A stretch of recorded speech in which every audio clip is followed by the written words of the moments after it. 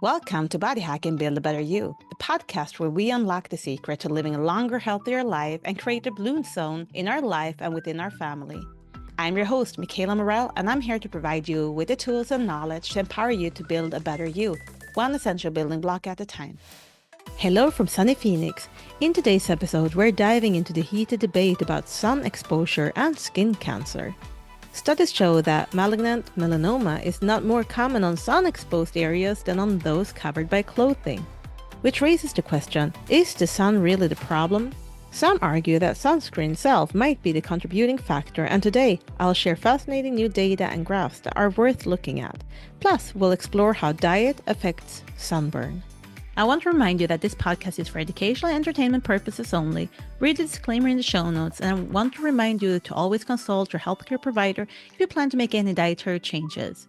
Hi guys, today I am sitting here outside in Phoenix, Arizona. It's January, and I am like sitting on the ground and grounding in the grass, and behind me I hear birds singing, and I have some pool water behind me and lemon trees around me. And it's just a beautiful day with some clouds on the sky. So the sun is coming in and out, and I'm just enjoying getting some more sun. Like, I have moved to Norway and we don't get to see the sun that often. And I start to get paler and paler.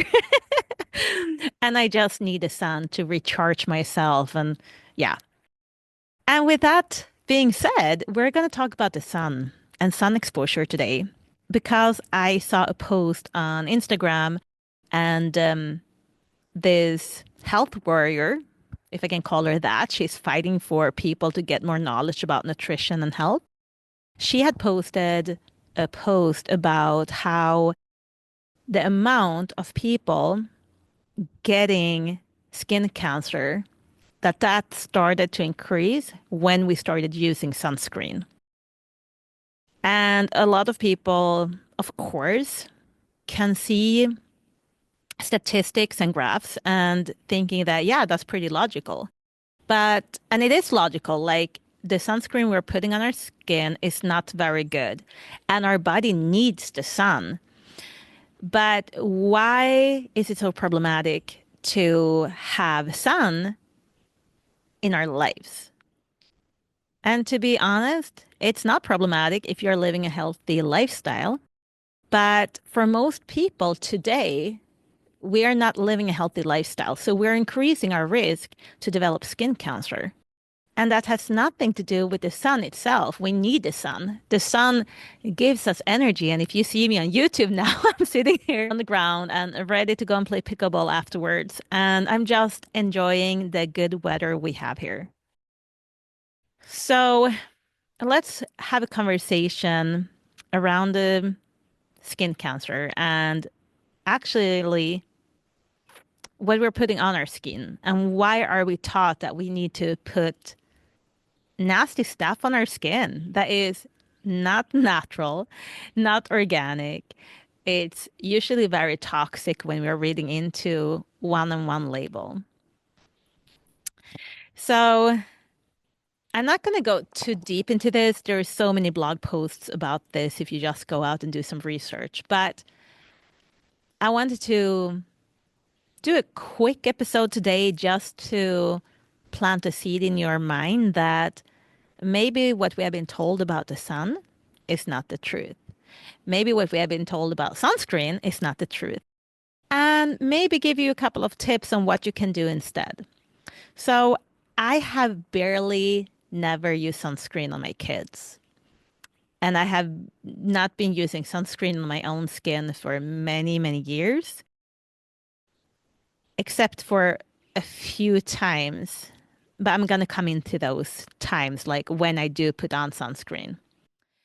But looking at the graphs, when we started implementing sunscreen into our lives, and you can just do a quick Google and look at the graph.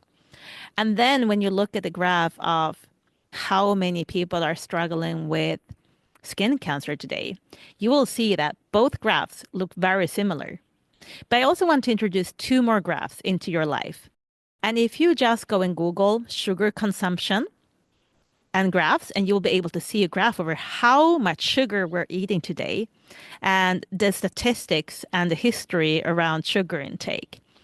And then also Google vegetable oil consumption graph. And then you will have another graph there too. And it's fascinating because the more sugar, the more vegetable oils we have been eating, and the more sunscreen we have been putting on our body, the more skin cancer we have developed. So if the sun was really the cause for us developing skin cancer, wouldn't the graph over how many that have been struggling with skin cancer be pretty stable? And wouldn't it even go down a little bit if sunscreen did help us? Right? It would. But the facts are it doesn't. And the facts are that the more sugar and vegetable oils we have been eating, the more health issues we can see on all different types of conditions. It's not just skin cancer. It's how many people are developing diabetes today. It's all different kinds of cancers. And it is cardiovascular disease. And there are so many graphs when you're looking at them that it's just skyrocketing.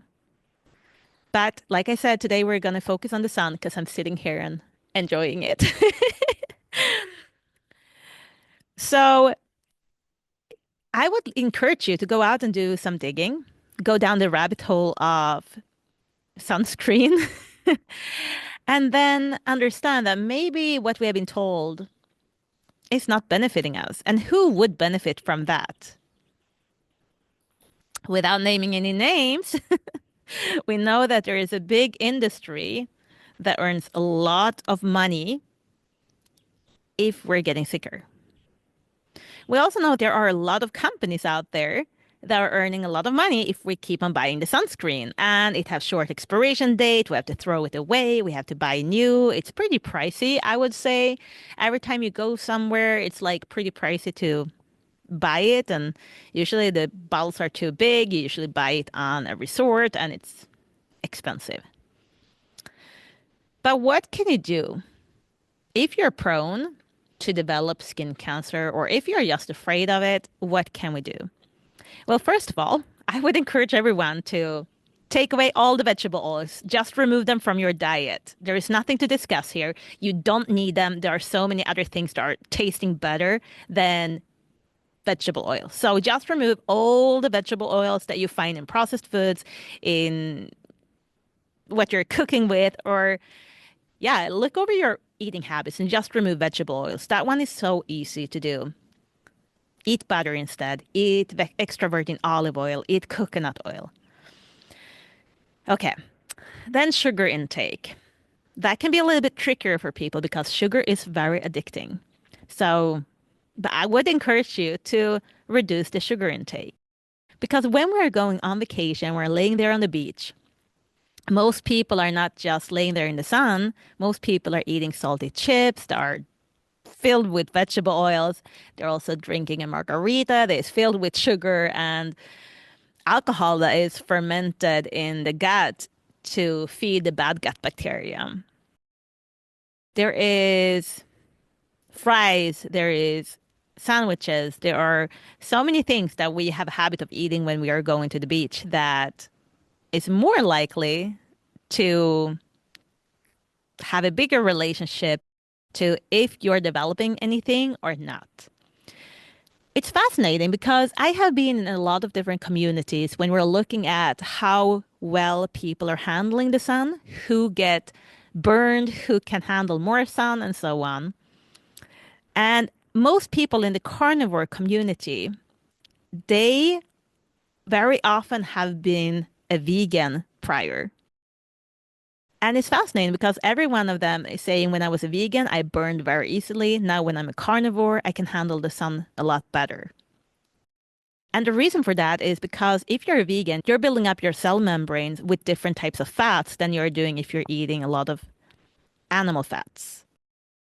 And the fat from the vegetables, they're usually omega-6s. They are more prone for damage. They're not handling the sun as good. But the fat from the animal kingdom, it's more stable, it oxidizes less, and it's less toxic when it reaches a high smoking point.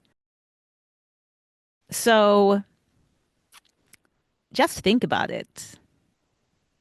Isn't it fascinating? And I would encourage you, join a carnivore group and just ask the question, hey, who of you have been vegan? Who of you have been thinking about if you get more easily sunburned when you're a vegan versus a carnivore? And I bet that you will have lots of feedback. And I bet you that there will be multiple people answering this question for you and telling about their journey and how they today can be out in the sun and they hardly don't get sunburned. Yep. Okay. So, what shall you do if you have kids then? Well, avoid being out in the sun when the sun is the strongest. That is the best advice. Be out in the mornings, be out in the afternoons, and just avoid the time when it's like the sun is just so hot that you will get the sunburn. When we are looking at what can we do to then sunbathe in a safe way? Well, just understand that when you're getting red, that's a signal that you have had enough of sun. But a lot of people are not even outside until they are getting red. And so many people are slamming sunscreen on their body that we can't get the sun on our skin that we need. Our cells need the sun. The plants need the sun. And we are also in need of the sun for having a functional cell health and having a body that is able to work and function as good as possible. Yeah, of course, we have vitamin D, we can need a supplementation, but the best thing is to get it through the sun. And there are so many other good things that are happening when we're out in the sun, especially if we're touching the ground at the same time and we're grounding instead of being cooped up inside of a house and office working all day. There are so many other aspects of getting out in the nature as well. But the sun is so important for us. Anyway, but if we're worried, just have a sun shirt and a hat on when it's the hottest. Say if you're on vacation, for example, it can be hard to avoid the sun during the hottest hours and just get dressed a little bit. That's the easiest way. And then just make sure that you're exposing the skin to the sun in the mornings and in the afternoons. That is the best way of doing it. And that's what I've been doing with my kids too. And if we're out on vacation, for example, we went to Thailand when my son was a year and a half, my oldest one.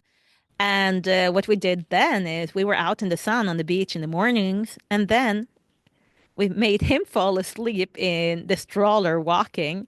And when he was asleep, we walked into a massage place and we got a couples massage like every day when it was the hottest. And our kid would be sleeping in the stroller next to us.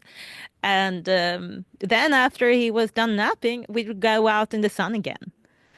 So, and now when the kids are older, we usually go for a little bit of a shopping or we go and have a longer restaurant visit during the hours when it's like the hottest. And that way we can be out in the sun for a longer period of time, safe. When we were living in Phoenix, Arizona for 3.5 years, my kids never use sunscreen. They don't need it.